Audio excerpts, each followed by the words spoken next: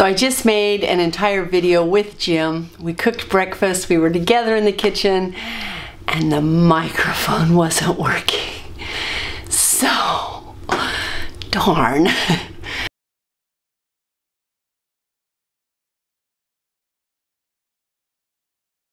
So I actually wanted to show you something I had to buy yesterday.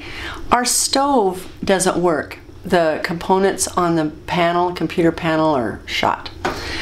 And so it's not the stove we want. We want a propane stove, but we're not going to buy one yet. So we bought a really nice full size, I mean big size counter one that sits on the counter. So it's kind of cool and I like it, and it's big enough to fit a pizza in, although we don't really do pizzas unless we can figure out a really better dough for it.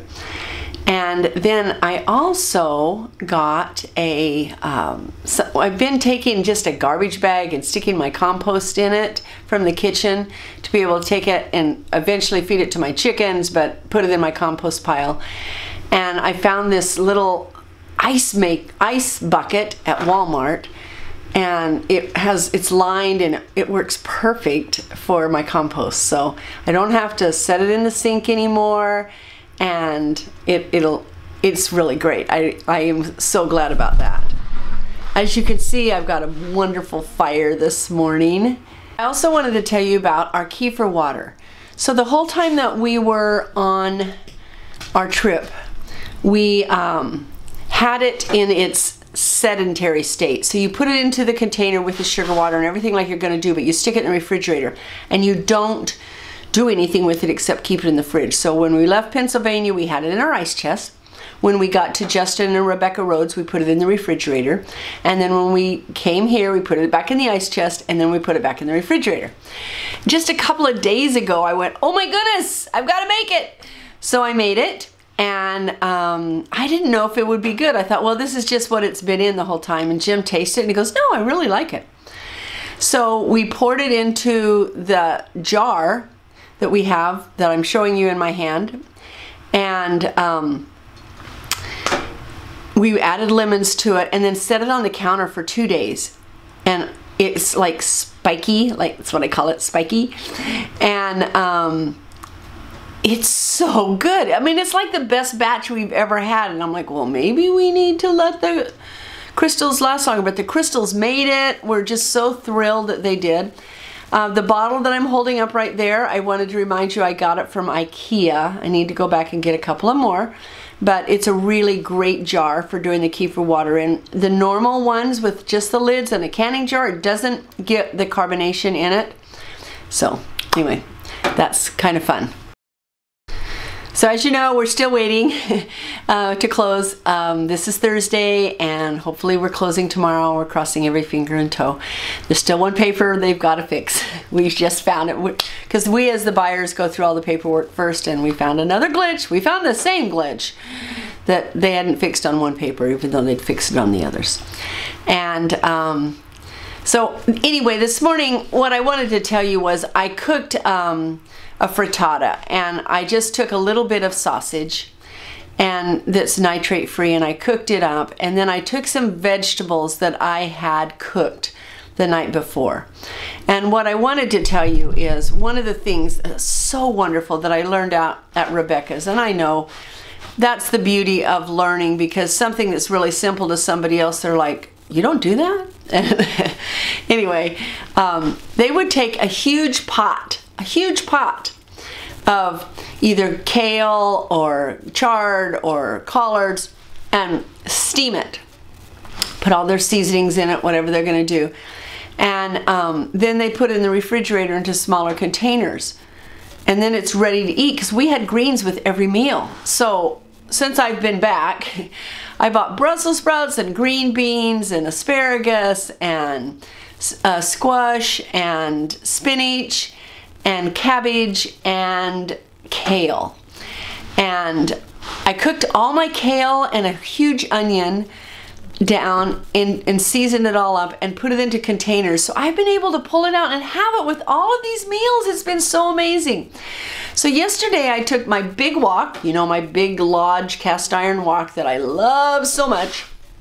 I filled it almost to the brim with all of these vegetables that I just listed and sauteed them all.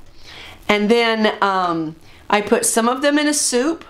I put some of them in a container to use, and so I was able to pull some out of the freezer, break them off, and use them in my frittata this morning on my over my sausage.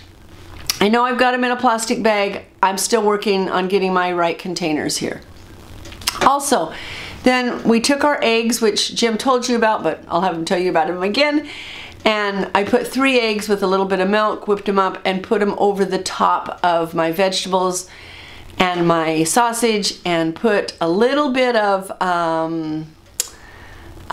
cheese on it. I have grass-fed the Kerrygold, sorry, the Kerrygold cheese on that, and then put the lid on it for just a few minutes and dished it up, and it's so lovely. We love having frittatas. We never have cold cereal for breakfast. We never just have cereal because that's just a carb. So breakfast is so important. You gotta eat it right. So now I'm gonna have Jim tell you about what we found at the farmer's market. It's fantastic. What's fantastic? Our little town has a farmer's market, and it's actually every week of the year. And this week they started the summer schedule, which has 2 days a week. It's on every week Tuesdays and Saturdays. Yeah, it's Saturday all year long. Serious? Now they also have an inside location that they move into. It was just a handful of vendors who were there. It was fantastic. Okay, wait. It was more than my hand. How many were there? Hand. That's 5. Okay, it was at least 8. 5. Oh, it was 6. Okay, whatever. He was talking to the chicken man Small the whole time. Number. 1, 2, 3. Okay, it was 6. She's right. It was 6. I'm right. I'm off by 1. Okay, it's a 6-fingered hand, or 5 fingers and a thumb hand. How's that? Or 4 fingers and 2 thumbs. Okay, go. That would be wild. A 2-thumbed hand. Okay, one thing we got: farm fresh eggs. There were actually 2 vendors there who had eggs. Well, 2 vendors who have eggs. One of them was sold out. And he's the one that has the most eggs. This guy has several hundred chickens. I talked to him for a while. Great Talked to him the whole time? Yeah. So, anyway, fresh eggs. We also he talked. We also found a lady there who has a dairy. She's milking 14 jerseys right now. And she invited us to come out and see what she has and help her milk if we want. So Joel Salatin said, if the farmer doesn't let you come to his farm, you don't want to use the milk or the food. She immediately said, I live right out here. Come on out anytime. Just call first and you can help us milk. So, great experience. Good to know. I see us being vendors at that farmer's market once we get some things that we can take there to sell. But really fun people, open people, friendly. Goodness, it was good great. People. But farm fresh eggs, raw milk. Now let me tell you about the milk. There was this much cream on the top of that half gallon. Yeah, that much cream. Yeah, it's fantastic. Wow. We're excited. Good things on the way for us.